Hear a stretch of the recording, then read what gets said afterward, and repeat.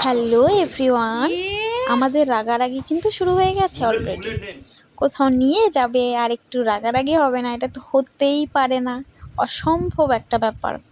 তারপর আমাদের রাস্তাটা দেখো, সবুজে ভরা, চারিদিকেই শুধু সবুজ আর সবুজ, পুরো ধান খেতে ভর্তি।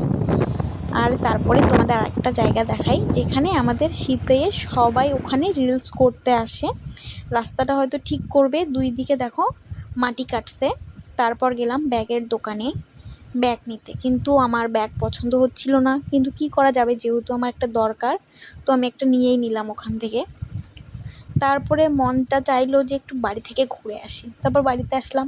এখন বাড়িতে এসে আবার মনটা চাইলো যে একটু আইসক্রিম খাই, তারপর আইসক্রিম নিয়ে আসলাম। দেখো আমরা দুজনেই আইসক্রিম খাচ্ছি। তারপর আমার বরের অবস্থা দেখাই তোমাদের, দাঁড়াও। আমার বর এমনভাবে আইসক্রিম খাচ্ছে যে কোনোদিনও আইসক্রিম খায় নাই।